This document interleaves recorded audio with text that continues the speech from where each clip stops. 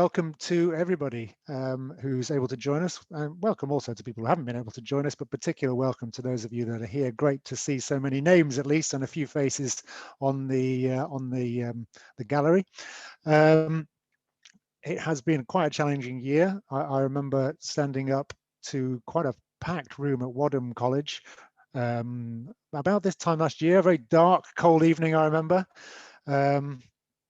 When we were welcoming Sophie Tranchel from Divine Chocolate, who came to speak to us, and I had a slide setting out all of the things that we thought we might achieve in 2020, and it's not quite gone to plan for anyone. So that's it was quite interesting to look back at that earlier in the week. But thank you very much for joining us. Although it would be great to have met everyone in person, it's a fantastic opportunity to see people as we do these opportunities throughout the year. Being online has given us the opportunity to reach out to some people who we might not have been able to hear from so easily, and it's really good that we've been able to get Benoit and Zaina from Fair Trade Lebanon to come and talk to us this evening.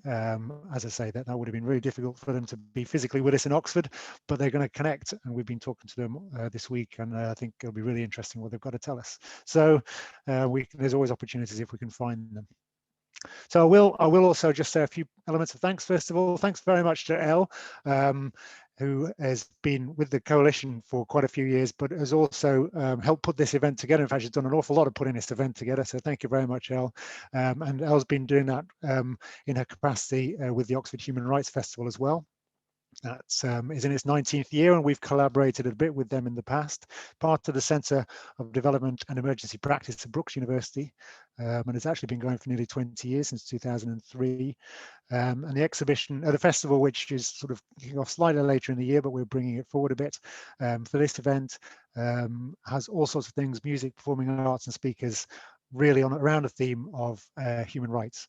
And so this is a great opportunity for us to collaborate, and there's obviously a lot in common between the kind of things that the Fair Trade Coalition do and the festival's doing. So thanks to the festival, thanks very much to Elle, and but also thanks to everyone else who's here. So I've already trailed our speakers from Fair Trade Lebanon in advance. Thanks very much to them, and I'll thank them again throughout the night, I'm sure. But thanks also to everyone who's played any part in the coalition's work this year, or any part in fair trade, to be honest. We've had some new people helping us work, and some people who have been working with the coalition for a while, all pulling in to do what's possible during this year. So that's where we're going to start, looking back from last year. So I'm just going to start sharing a screen. So I'm going to start sharing my screen now, because the first slide on it will give you an overview of what we're planning, and then I'll carry on from there. So just try and multitask. There we go. I've taken my eye off the chat for a minute, but do keep on using it. So I hope that people can see that screen.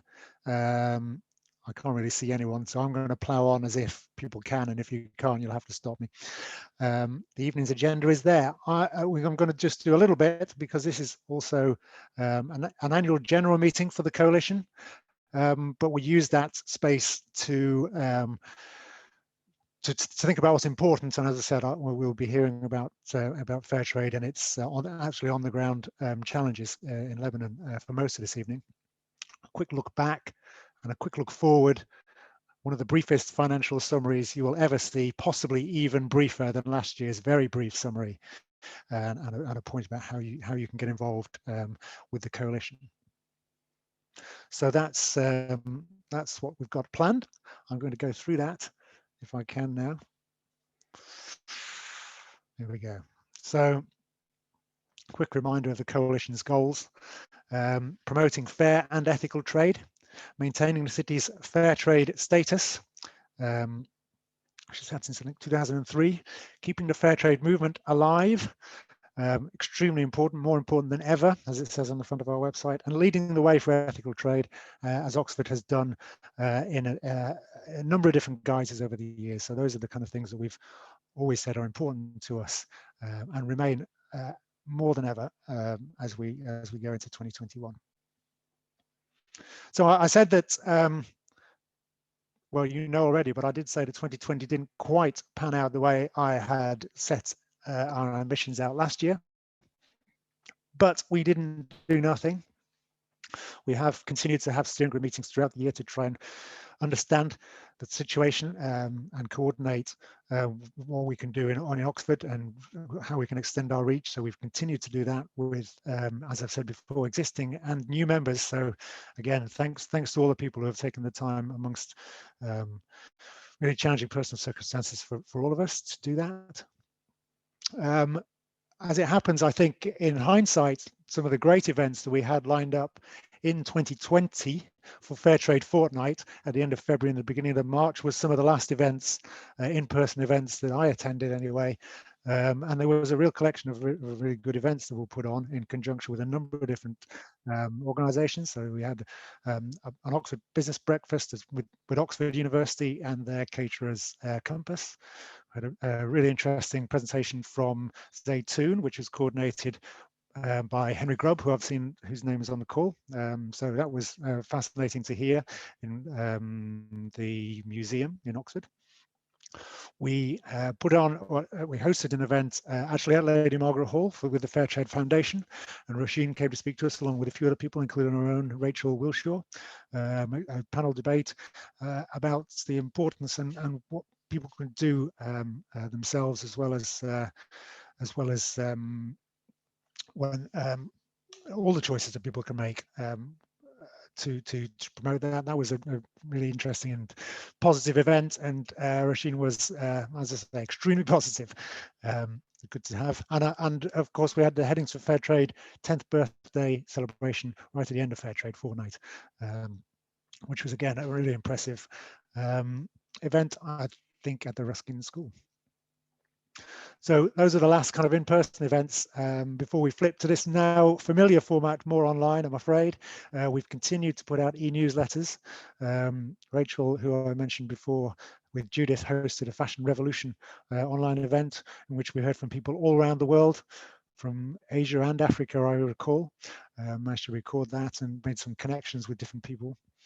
And we hosted an event in the autumn with the Co-op, and again with the Fair Trade Foundation, trying to understand the impact both of climate change and COVID-19, which are really having an impact, as we'll hear again tonight. And a fantastic pre-Christmas social media campaign to celebrate the works and products of the shops that were at that point still allowed to be selling things, and well, still are online. With Lauren helping us in a pre-Christmas social media campaign, which was really impressive, actually. So we've done a few things, not what we expected to do, but we have done a few things in 2020. So what is important for 2020? What is important for 2021? That slide should say. So we have an annual agenda meeting this evening. That's important. So thank you for joining us. We will also have a Fair Trade Fortnight online event on the 4th of March. More details about that will follow to our newsletter contacts and on social media. You can sign up for our newsletter on our website if you want to do that.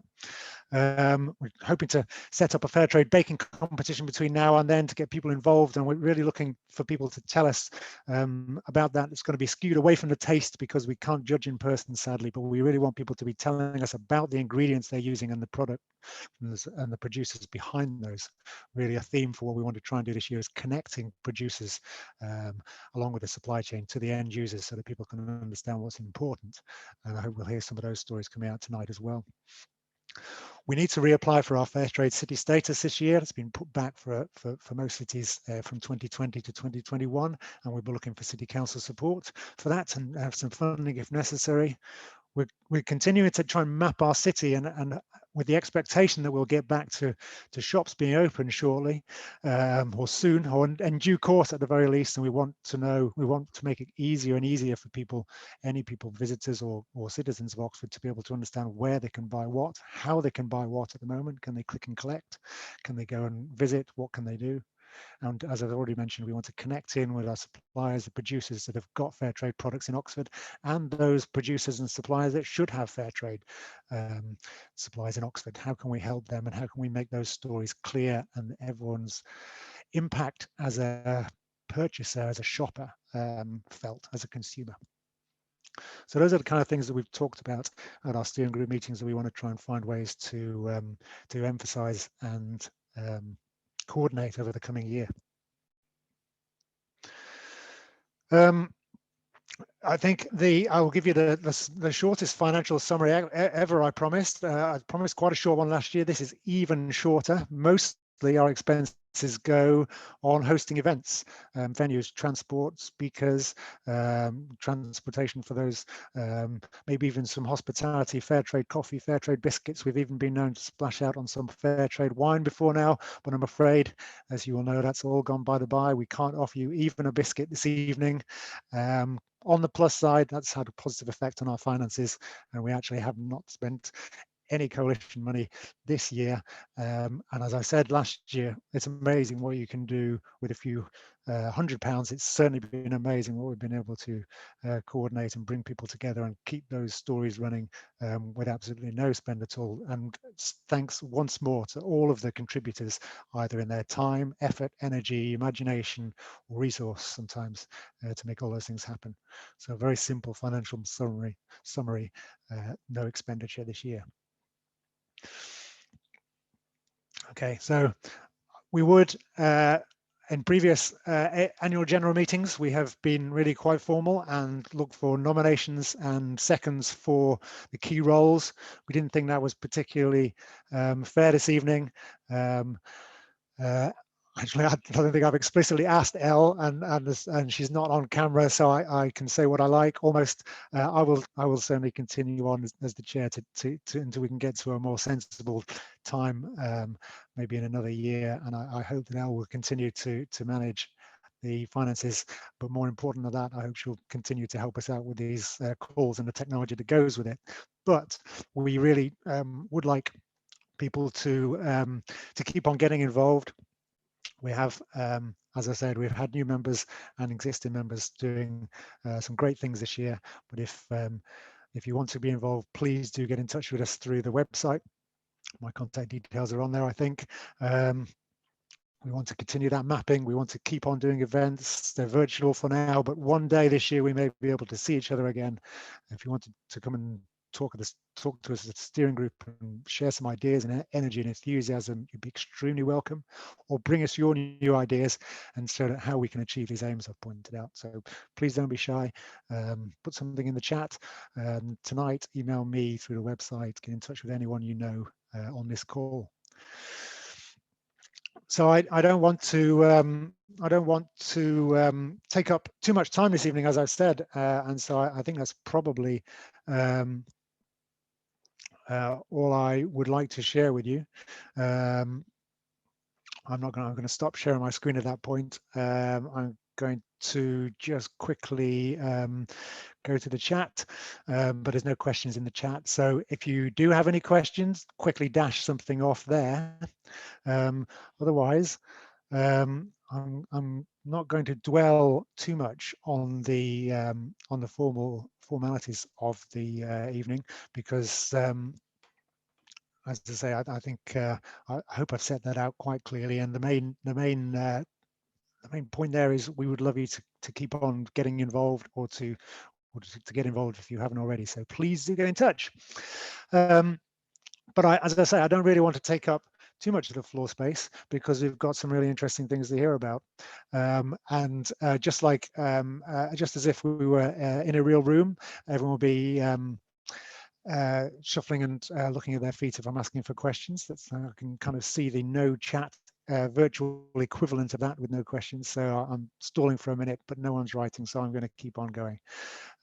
If questions around the coalition, Oxford, Fair Trade at Oxford, the Oxford shops and businesses that are contributing, or anything else like that comes up to your mind, please do stick it in the chat during the presentations, and we will pick it up at the end as well. But I think that I'm going to move on a little bit now to our speakers, if that's okay with everyone. Seems to be. That's what you're here for. You've seen me before and you've heard me before. And as I've said, we're really delighted to have a couple of great speakers representing Fair Trade Lebanon here this evening with us, Benoit and Zaina. So Fair Trade Lebanon, it's an initiative was based on the sort of the recognition that the Lebanese women in rural communities were representing a strong and underemployed potential, and this is a theme we see in various places, and is a theme that keeps on cropping up in fair trade discussions. So many of the people on this call will not be surprised by that. But Fair Trade Lebanon is a great vehicle, I guess, for trying to do something about that. Trying to use fair trade as a means to promote this expertise and to realize some of that potential, generate revenues in places where it had been hard up to that point. I'm not going to tell you all about that because there are people much more qualified here who are going to tell you about that. So in order of appearance, I think Benoit Berger is the program director from Fair Trade Lebanon. Since 2006. Welcome, Benoit. Thank you for welcoming us from the sunny mountains. More than 30 years in the field of international solidarity, mostly between France and Lebanon, and you're joining us despite your background from France this evening. I think, Benoit, you can tell us about that in a minute. For Fair Trade Lebanon, Benoit is in charge of business development and external relations, but also is the vice chair of WFTO Africa and the Middle East, and sits on the International Fair Trade Steering Committee. So extremely well qualified to talk to us about all of these different things. While I've got your attention, I'll just introduce Zaina as well.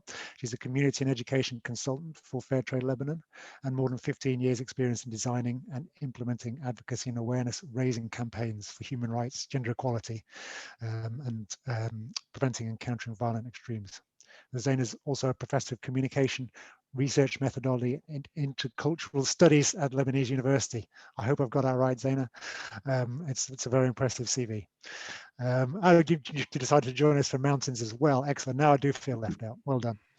It's a different mountain. It's a different mountain, or at least with the snow. It's the cedars.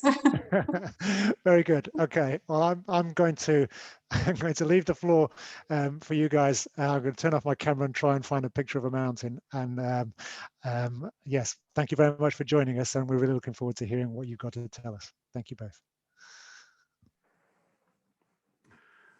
Okay, so thank you, Bart, and thank you, El, to invite us to talk during this evening.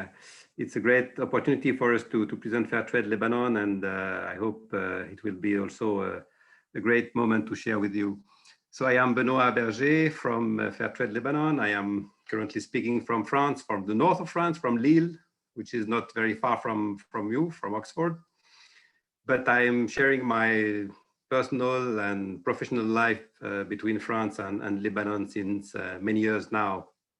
I am the program director, so I am in charge of the business development of our organization, mainly with the international counterparts of the fair trade global movement, and also with our partners in terms of support to projects. I prepared a small presentation on PowerPoint. I hope you will see it on your screen. Very good. Thank you, Benoit. We've got it. Okay. So as Bart introduced it, Fair Trade Lebanon is a Lebanese NGO. It's a local NGO. I always highlight the fact that it's not a branch of an international NGO. We are Fair Trade Lebanon has been funded in 2006 by a group of Lebanese people who were engaged on the field and wanted to change the life of the most disadvantaged people living in the rural Lebanon. And their main objective was to decrease rural exodus and immigration of those communities, and more generally of the people who are leaving Lebanon for economic reasons. So they chose fair trade as a means to promote their skills and know-how, and also to promote the food heritage abroad. As you know, the Lebanese cuisine is very well known all over the world. So it was for us a way to motivate and to engage these communities in food processing. mainly through the women cooperatives that Bart was mentioning. But our main role is to give access to market, to facilitate the access to market for those people, because as you guess, it's a challenge for them to access market, should they be internal domestic market or export to Europe and other countries. So step by step, since 2006, we joined the Fair Trade movement, and we get Fair Trade certified by FlowCert. So we are part of the Fair Trade global system. By the way, Fair Trade Africa and Middle East was chaired during some years by a Fair Trade wine producers, who now it has changed due to the recent election of the Fair Trade Africa and Middle East platform. And one of our products, which is sold in UK, is our wine, Coteaux les Cèdres du Liban, which is Fair Trade certified. We are also a member of the WFTO, the World Fair Trade Organization, and we are an active member. I am vice chair of the Fair Trade of the WFTO Africa and Middle East platform, and we have been participating regularly to the General Assembly of the WFTO. We are also part of the Fair Trade Town Campaigns movement. We visited Garstang in UK to launch this campaign and to adapt it to the Lebanese context. In fact, we have 9 fair trade villages in Lebanon.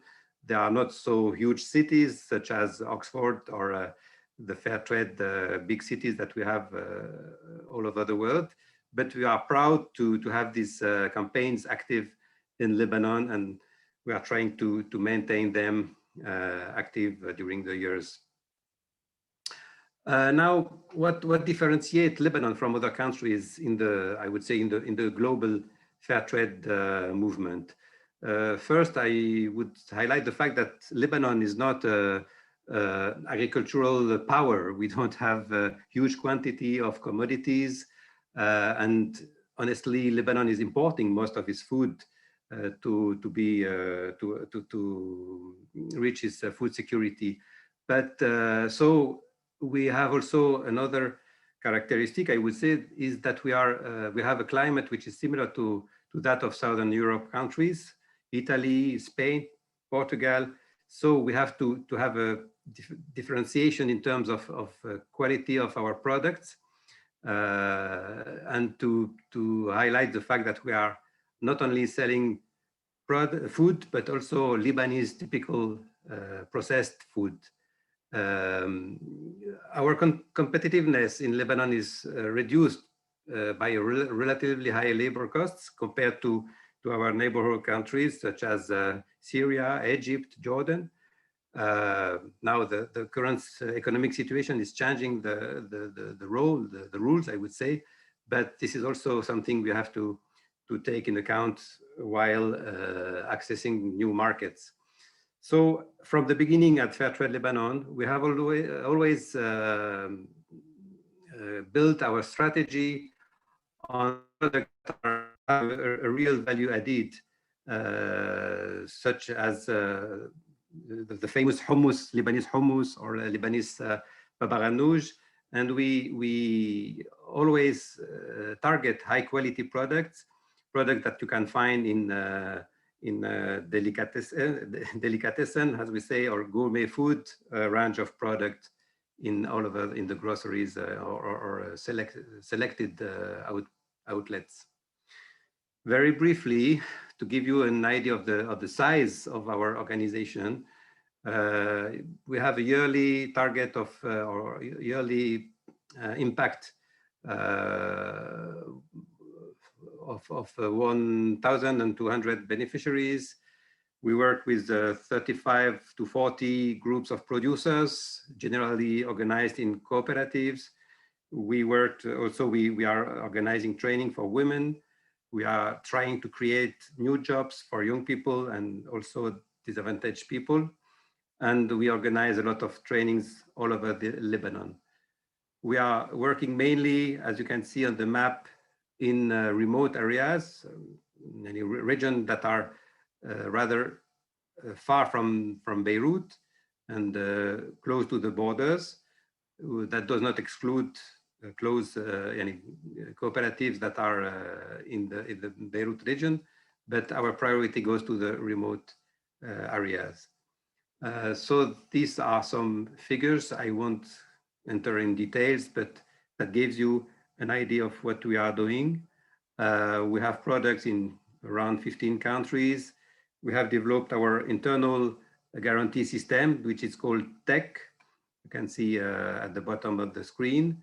And this guarantee system facilitates us the certification of international guarantee system or accreditation or certification such as FlowCert or WFTO. In Lebanon, we organize the World Fair Trade Day. This is also something important for us to raise awareness of the Lebanese consumers that we can have fair trade products in Lebanon itself, not only for the export market. So every year we organize this event which gathers more than 2,000 attendees.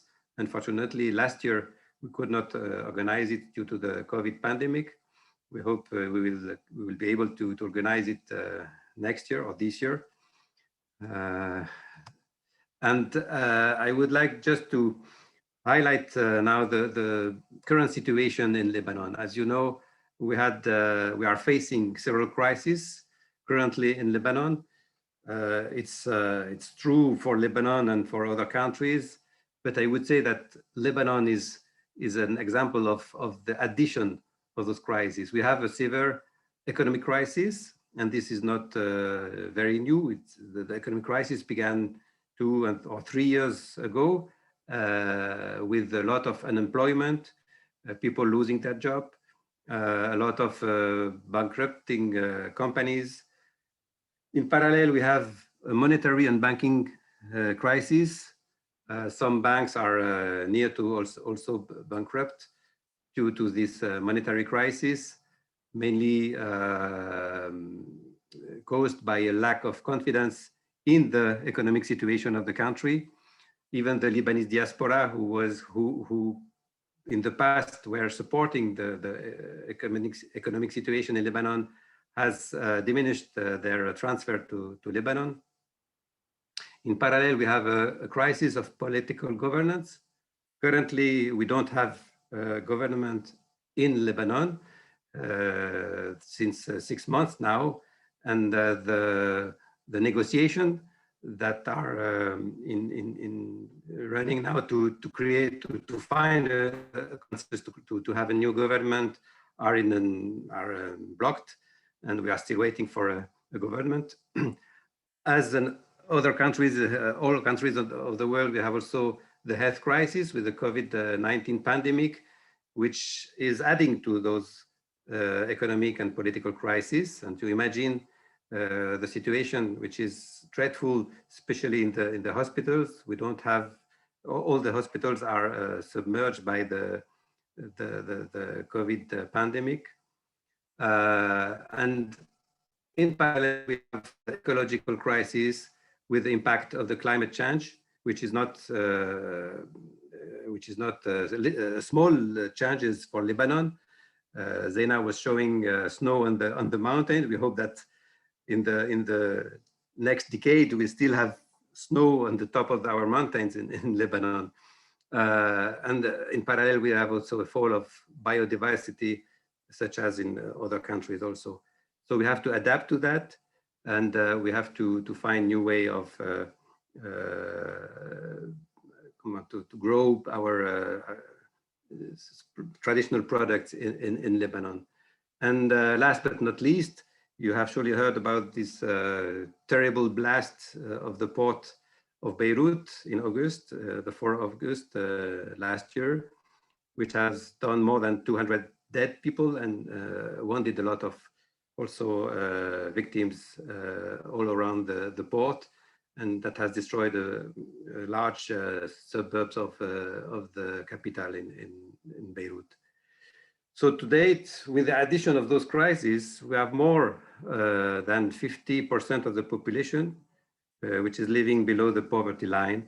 And this is the situation that we are coping with in Lebanon as a fair trade organization. So, you know,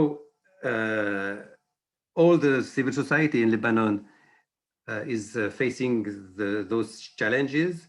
And most of the NGOs, most of the association, even those who are not traditionally involved in humanitarian activities are, I would say, forced, or at least are pushed by the situation, by the donors, by the Lebanese public to be involved in a way or another in humanitarian activities. At Fair Trade Lebanon, we don't want to be a humanitarian organization. We still believe in the motto, trade, not aid, but we have decided to be involved with refugee communities, with vulnerable communities, to be in line with our fair and ethical principles as a fair trade organization. So we are working with the women Syrian refugees, also through trainings and access to markets, mainly internally in Lebanon. We also decided to work in urban areas. We have experimented, for example, vertical farming, also with refugees and vulnerable communities in Beirut, especially after the blast. It is not our core mission, but we think we cannot avoid this kind of support during the present situation. Coming back to farmers and producers, we are also trying to adapt our business model, I would say, to take into account the demand of the local population, of the Lebanese consumers. We have created, for example, short value chains and a way to have direct sales for the producers. We are involved in farmers markets, for example, which is totally new in Lebanon. And we also support farming innovations to cope with the climate changes, such as aquaponics or vertical farming that I was mentioning. So these push us to inventivity. I don't know if it's correct in English, but at least to invent new ways of working, of training. We also are trying to raise awareness of the Lebanese consumers, to raise awareness of the youth in Lebanon. Especially, we are working with universities to convince the students who are studying in the agricultural and agronomy faculties to focus on how to work in Lebanon, rather to dream about immigration and work for international corporates. And we are also exploring new markets. And Zeina perhaps will develop these aspects after my presentation. So these are some pictures of our producers, grapes producers to make the wine, olive producers. We have also olive oil amongst our products. Catering, we are also organizing a lot of training for catering for women who organize some events with the municipalities or other organization. And that's it. I leave the floor now to Zeina, and I hope we will have the opportunity to answer your question in a while. Thank you. Thank you, Benoit. So Zeina, I leave you the stage and I let you introduce yourself. Then I is talking from Beirut. PowerPoint. Okay. Can you see the? Yes. That looks great, Zeina. Thank you.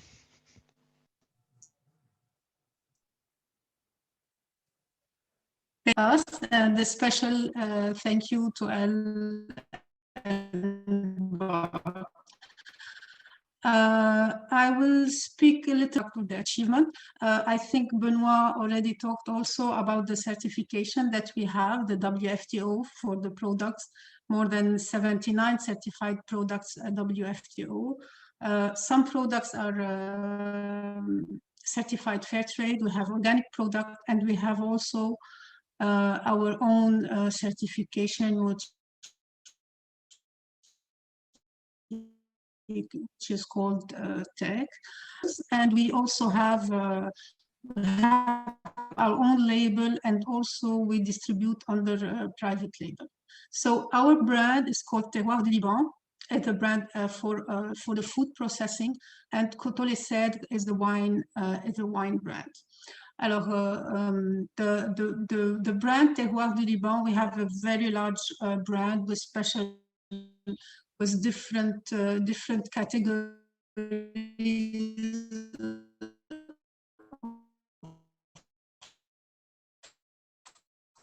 product. So we have the ready to eat, the hummus with truffle, we have lentil spread, we have some of spices and condiment from the za'atar and tahini and molasses like caroub molasses and pomegranate molasses. Also, we have the olive and olive oils. This one is certified organic. We have also a line of jam and spreads. It's mainly fruit in syrups and also jams. We have also the syrup and distillate and juices, so like rose syrup and mulberry syrup.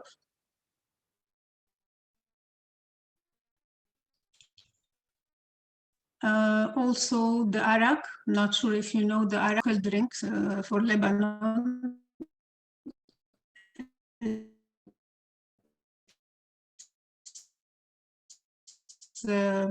It's a little, and also and here you can see the brand in France. So in our boutique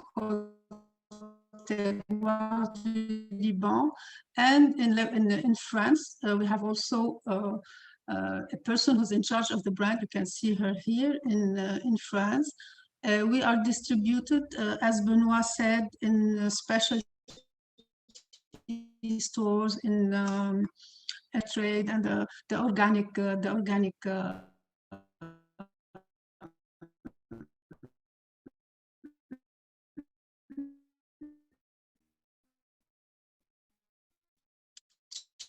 channels of distribution. This here, it was during the salon, and this one, the last one, and there we won for the two products, the sumac and the za'atar. We won the Trophée des Agriculteurs du Monde. So we were selected as one of the best spices under the private label. So this label is sold in France. It's sold also in the UAE. The UAE started slowly, but now it's becoming more and more important. They are more and more aware of socially engaged brand. At the beginning, it was a bit tough for us, but now there's a large community, and the people in the UAE are willing to pay more for product with a fair trade label, with always socially engaged brand. Under the private label, we have Artisan du Monde. It's also a French label. They don't have all the range, but they have some product. So this is their own label. They have organic, most of them are organic, like red lentil, chickpeas. I think this is the bulgur. This is also the za'atar, and the spreads, the ready to eat. We are also in Germany under the private label El Puente. This is part of their of the product they sell, and that Fair Trade and the cooperative of Fair Trade provide them with. This is also a private label also in Austria, which is Edza. This is part of their product. Also, we sell El Puente, Edza, Solidarmonde, Zestizi is in the USA, Herman is in the UK, Liberdo Mondo in Italy, and Oxfam Austria we used to sell now. Now not anymore, I think they closed. The second brand we have is Coteau Les Cèdres du Liban. Benoit, I think Benoit showed you the picture that this wine is certified fair trade.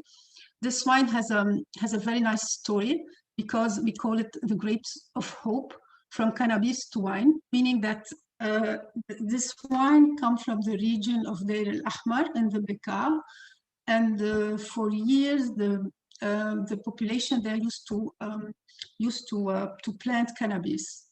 And then in 2010, they decided to switch from planting cannabis to planting grapes. And they had the support from the French government and the Département de l'Oise to start planting grapes. And they created a cooperative called Heliopolis Cooperative. They got the certification, the fair trade, they are fair trade certified, and their grapes are also organic certified. And it's really a success. They have 240 hectares and 700 tons of grape per year. The wine that we have, they sell also the grape for several winemaking houses across the country. The wine, the 2014 wine was, and I think it was in 2 months ago, it had a tasting score of 91 according to Decanter magazine, and it is specified as a top co-op wine to try this autumn. It's sold in the US at the co-ops and distributed by Hermans. I'm not sure if you know that Lebanon has a long and rich history of winemaking. We are not the first country to produce wine, obviously, but we are, they say Lebanon is not the first country to produce wine, but it's the first country to commercialize wine, because we used to say that Phoenician people used to take the wine from the region and take it to the Mediterranean countries. And last year we found, the archaeologists found a winemaking place dated 2006 years. So there's a real true savoir-faire of wine in Lebanon to the world, besides our culinary heritage, and also savoir-faire in the food, like Benoit speaking. Now this is the wine. We have also white and rosé. And that's it. Thank you.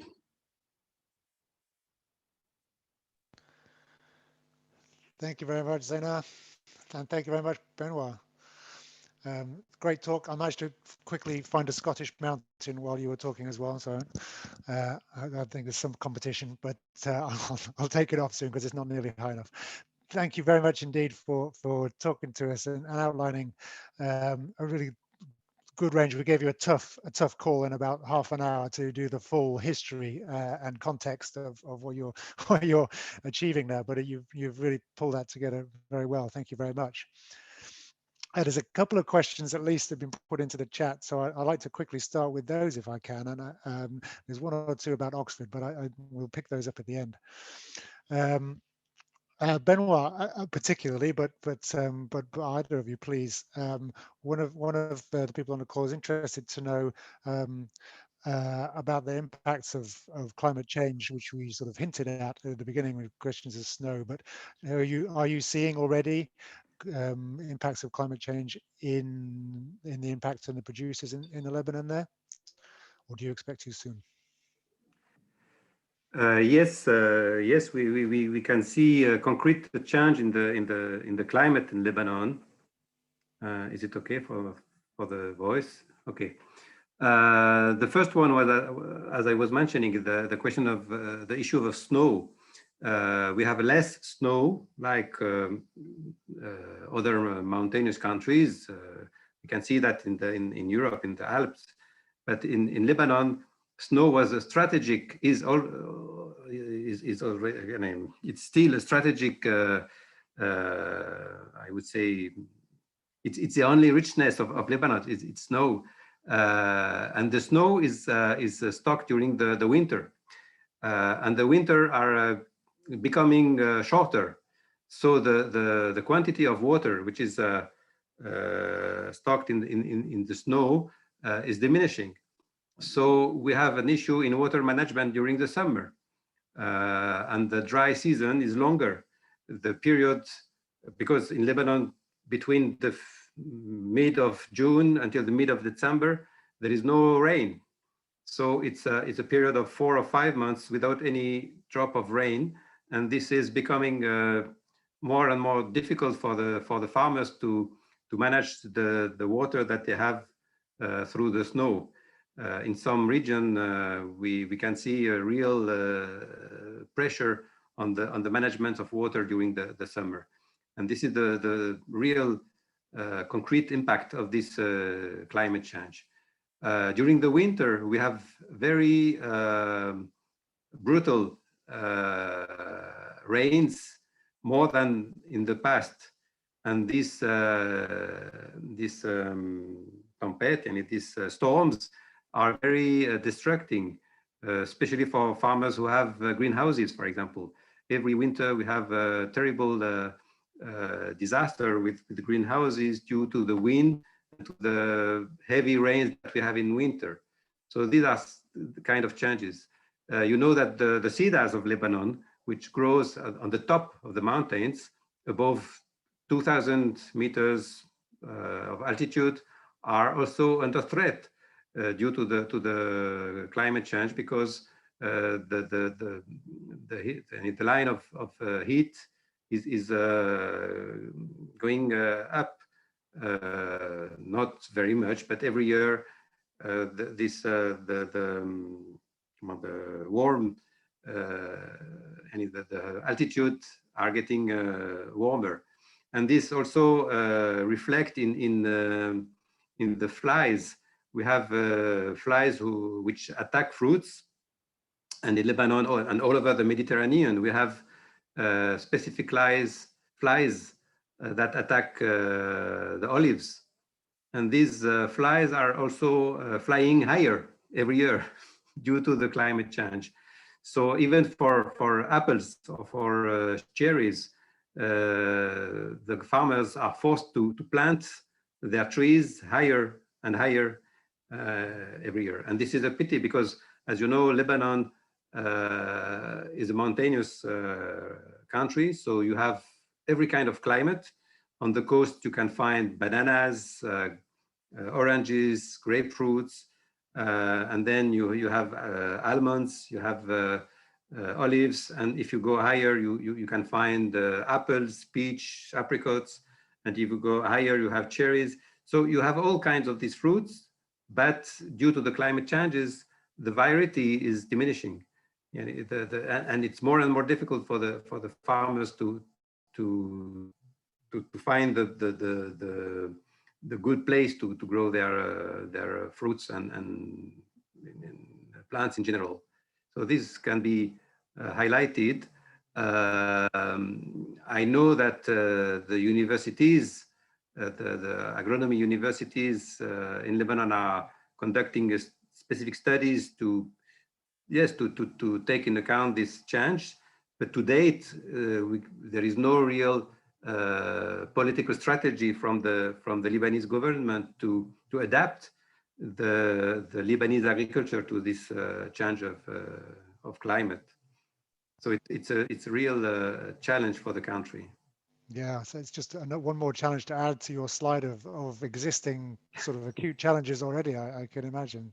Yeah, thanks, Benoit. I guess that probably many people on the call will not be surprised by what you say, but it's helpful to have it listed out in that detail. It brings it to life for us, actually.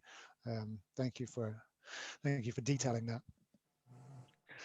A couple of the other questions that we've put into the chat, and it was something on my list as well. It was about just the distribution of all those great products that you showed. And Zaina, you showed us some fabulous slides, mouth-watering slides, actually, and images of the products. I think when we were talking earlier in the week, we might have said that I think you might be able to get the wine that you showed in the UK, but not most of the other foods. Is that right? People are wondering whether there are existing distributors for your brands in the UK.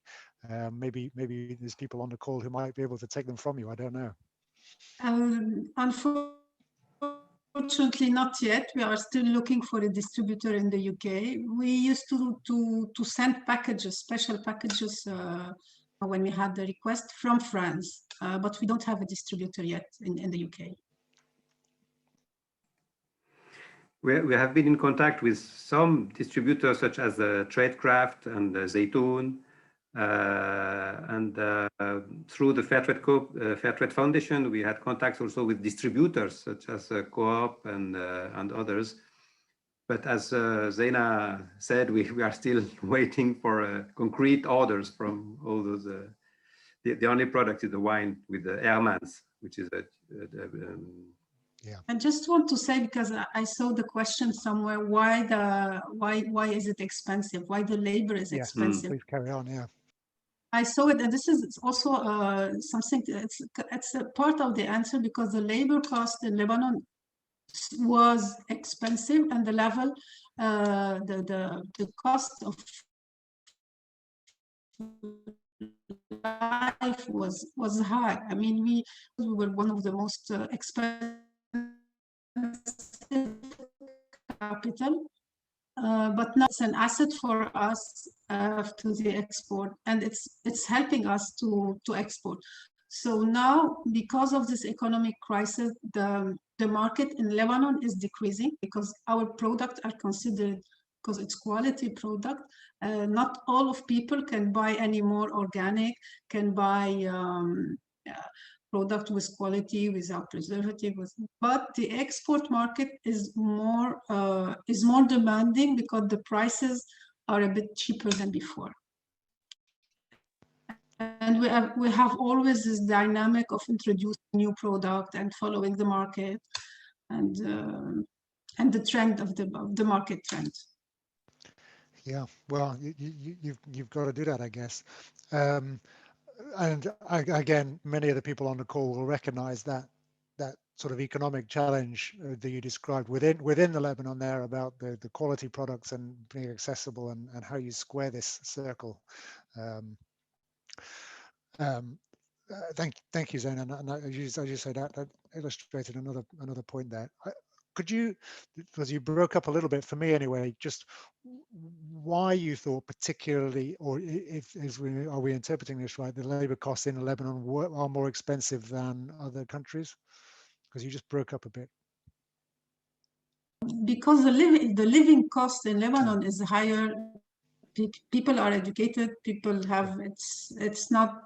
I mean, it's the cost of living is higher. If you want to buy a car, if you want to anything you want to buy, is expensive. That's Got it. It's okay. Like the UK is considered as an expensive country compared to Portugal or. Yeah. Okay. That's very helpful. Thank you very much. You're answering a couple of questions together there. I was also wondering, again, I was struck by the slide that you showed with all of these coinciding challenges that are being faced in Lebanon at the moment. And the other side of your presentations was really about this idea of kind of short value supply chains, you called them, I think, and shortcutting across, helping connect local consumers with local producers and making that work, which sounds, I'm sure, again, to many people on the call, such a great model that we'd like to see more of. Do you see that as clearly not all of the solution, but at least part of the solution to helping the people of Lebanon through all these crises at the moment? Is it having an impact, do you think? Exactly. To be honest, we are at the very beginning of this dynamic. Going to the market is very new for the Lebanese consumers. But what we witnessed as Fairtrade Lebanon is that you know, in our country you have the producers, the farmers, and then you have a range of, I would say, a mafia of middlemen who are organizing the access to the local market, especially for fruits and vegetables. And we may say that we have a tomato mafia, we have a potato mafia, we have a, a cucumber mafia, and our efforts go to help the producers to reach directly the local markets through the farmers market, for example. We are also studying the possibility of implementing an application through smartphone for the clients to order their products directly from the producers. As I told you, we are at the very beginning of this story. As Zaina was telling, fair trade products are still considered as expensive products in Lebanon because of the quality, because of the traceability of the products. Still, even with the situation that Syria is facing, we have a lot of fresh products in Lebanon that comes from Syria through the black market, for example. And so it's difficult when you go to the small shop to distinguish between the Lebanese sourced product and the Syrian sourced product. So our role is to create confidence between consumer and the producers, to create traceability, transparency. And this is the reason of our tech guarantee. It has been designed for export products, but we are also adapting for the local market, and to guarantee that those products comes really from eco-friendly practices, from local producers. And we are inspired by the models that we can see in other countries, in Europe, in North America, and we are trying to adapt it to the Lebanese context and to the Lebanese mentality. Especially during the current situation, we have a lot of companies who have developed delivery, home delivery. So the Lebanese consumers is taking the habit to have the products delivered at home. So we are also trying to seize the opportunity of these new habits to also to introduce local Lebanese products to be delivered at home. And this is something that we are also studying with our producers.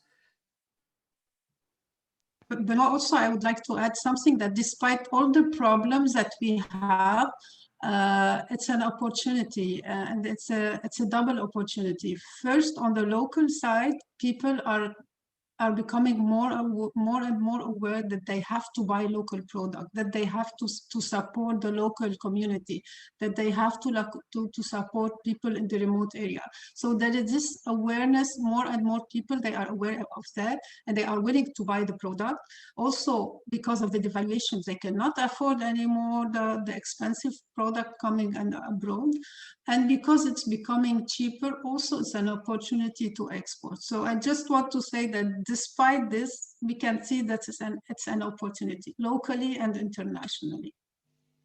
Yeah, thank you very much. That's very interesting, because as we've seen similar shifts in consumer purchasing trends in the last 12 months in the UK as well, and I'm sure in many other countries. So it's a good opportunity in part as well to take advantage of that. And that's really interesting that you've seen that across the board as well. Thank you very much. There's a couple of other questions coming up in the chat there, so I'll ask them in the order they come in. One of these about more the detail of the fair trade organizations who you're working with, who are part of Fair Trade Lebanon, and there's many. I was looking at your website during the week, and there's many there. Are those fair trade organizations cooperatives, or do you have different structure, or maybe no structure?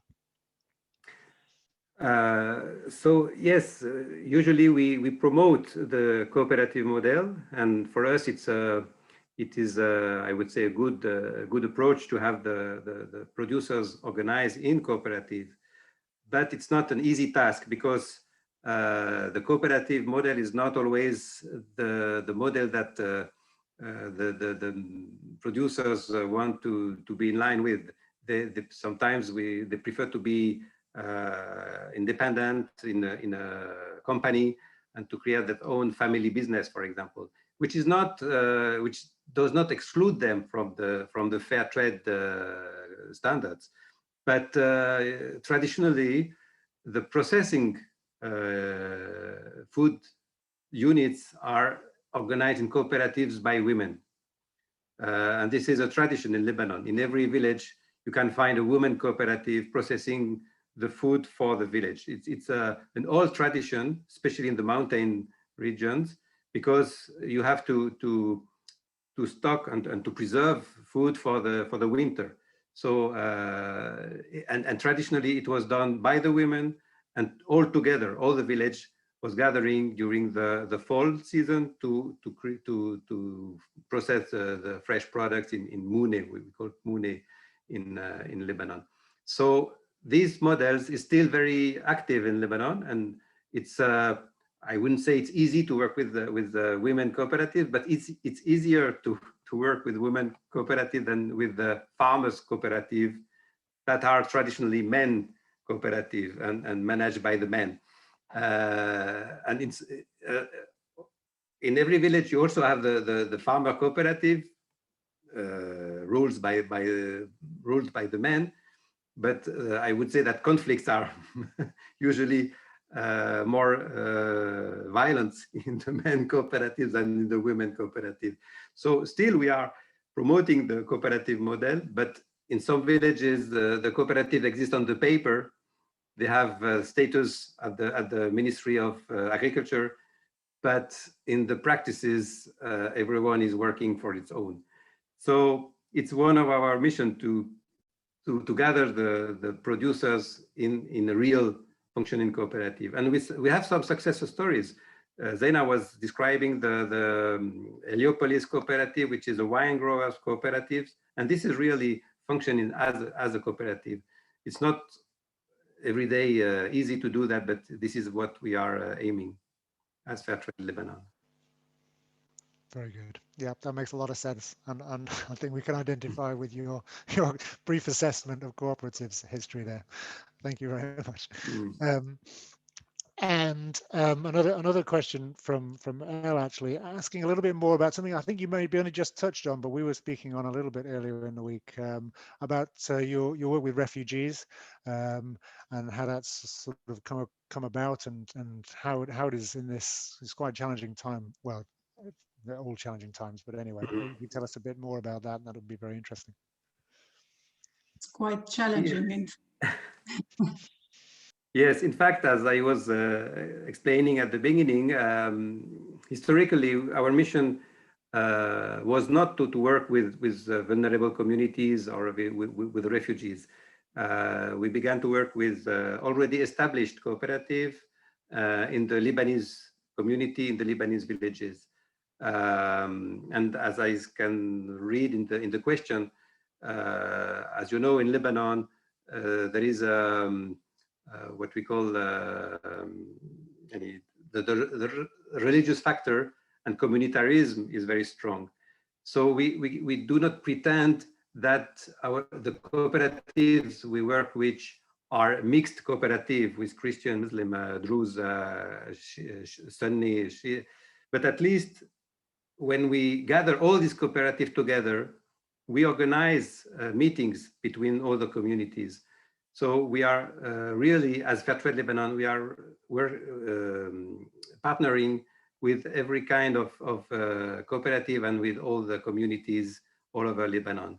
Now, regarding the refugees, in fact, it is the Syrian crisis who pushed us to work with the refugees, and we have been contacted by international donors, such as UN Women, which is a UN organization working with women. And they asked us to organize training for these refugees. And to be honest, at the very beginning, we were not very enthusiastic to do that, and we were a little reluctant because we didn't have the know-how. It's another thing to approach refugees, to reach out to identify beneficiaries, and to conduct assessment to check if they are really refugees, because in Lebanon there are a lot of Syrian people who are not who have been living in Lebanon since many years, or perhaps many decades. So we were hesitating to do this kind of activities, but with the time we discovered that working with those Syrian women refugees was a richness. It was giving us new skills, because those women have their own knowledge, they have their own way of processing food, and we organized, I would say, cross exchanges between Lebanese women and Syrian women about doing preserves, about doing jams. We discovered, for example, that in Syria there is a long tradition of green tomato jams that does not exist in Lebanon. So this kind of experience encouraged us to continue and to develop with this kind of activities, and to be honest, this kind of training activities with the refugees give us the idea that when they will come back to their country, to their home country, and we hope they will be able to come back to Syria a day or another, they will have the idea to initiate a cooperative or to initiate a fair trade movement, fair trade producer movement in Syria. So to date, it's still a dream perhaps, but this is also the long-term vision that we have when we work with refugees. It is not to create second category jobs in Lebanon. It's really to empower those refugees for the day they will be able to come back to their home country. And building their capacity also, building their capacity is exactly. And this has conducted us, this has pushed us also to work with Palestinian refugees. Once again, it was not our historical mission to work with the Palestinian refugees, but our experience with the Syrian refugees encouraged us to also to enter the Palestinian camps in Lebanon, which are a poor region in urban areas, especially in Beirut or in Saida or in Tripoli. And it was also a very rich experience for us to enter those communities. And for example, in Saida, in Ain al-Helwe, which is the biggest camp in the nearest Palestinian camp, we were involved in a project with greenhouses on the tops of the houses to have the families growing their own vegetables on the top of their houses. And it was, for us, it was a very new thing, but it was also very rich for us to do this kind of activities and to get these skills, because the poverty now in Lebanon push a lot of people to imagine new way of growing vegetables, even in urban areas. So this is why I was also talking about urban farming. So this is not our core mission. This is not our, I would say, the energy that we put in that is not the biggest one. But we think that as a fair trade organization, we cannot, once again, we cannot do nothing about that. Yeah, no, that makes a lot of sense, and it's a really coherent and positive approach, as you're saying, of the capacity building and the collaboration, the learning all the way through is good for everybody. I'm sure it's very good ways to think about the situation that you're in there, and well done for getting involved. I noticed that you mentioned training as a quite a key part of what you've ended up doing, as you say, in the last few years, and I was going to ask that from you as well. So thank you for answering a couple of questions in one there, I think. maybe just because you've been on the spot and talking for quite a long time, Elle's put a nice thought in the chat, quite a challenge possibly as well. Maybe you can pick up a couple on both of these. So what are your favorite products in the range that you've got? If we can get hold of them, what should we try?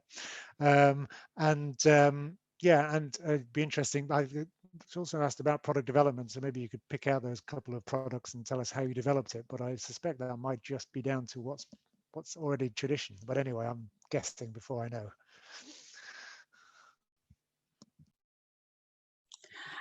The product development, let's start with discovering, going to the villages, speaking with the women, knowing what they do, and trying to match this matches with the need of the market. So knowing what are the trends and what we have locally, and we always take the product, let the people taste in Europe, in different countries, and we try to get something that will fit. So sometimes it works, sometimes it doesn't. So we have the product called kishk that we love. It's something we make a soup from it, and we always try to market it. It never works. It never worked. But sometimes we have a product we feel it doesn't have any potential, and people they loved it. So there's nothing like we take what we have. We take the women know. We study the market. We see where are the trends, and this is how it works. It goes both sides. Now we work a little bit on some fusion cuisine, so the hummus and the truffles. So mixing these two together, working on the snacking. Now we know there's a large trend for snacking, so we go and dig with the ladies. What do you have like snacks? So we take them, and we do some tasting abroad, and this is how. Sometimes we say, please put less sugar. The trend is for less sugar. And you have period. You have, for instance, we had a period where the pomegranate molasses was booming a lot. Now the carob molasses is more the trend because it's more of an international trend. You replace the sugar with something healthier. So it's. Okay, that sounds good. And that's very interesting to hear that connection. And I guess that's, well, for me anyway, I guess that's part of the role of Fair Trade Lebanon, to join these dots, to bring in the opportunities and to work with the local communities to find products that really work. It's difficult to do that market research, if you like, elsewhere. So that would be great. And Rana has asked if it would be great to hear from your producers themselves next time. So next time we Definitely. get onto Zoom, we can work that out. That sounds great. It would indeed be lovely to hear from yes. them. They already traveled. They had shows. Yes, definitely. Superb. Thank you so much, both of you, for coming and sharing with us. And it feels like. It feels like we've been there, actually, to be honest. As I've talked to you a couple of times this week and been looking at your website and seeing the mountains behind you. It's good. It's definitely a change from cold, dark, rainy Oxford, which is where I am at the moment. I'd just like to answer one other question in the chat, which was actually about Oxford, for 2 minutes, and then we'll wrap up. And I think the question was, have we seen an impact in Oxford with the closure of some of the significant shops or department stores we've got in Oxford? And we've heard several times in the last hour and a bit about the changes in the world at the moment, and things like urban farming and local suppliers and growing your own food and so on are interesting and big concerns. And I'm involved in that with Oxford as well. And the city, all the cities, and Oxford is no exception, has seen changes. It's a slightly unusual city, somewhat dominated to an extent by student life and then tourist life. But the city centre footfall certainly has dropped, and some of our members on the call will know that from their trading figures, with the lack of people in the urban centre, and now some hits to the retail centres as well.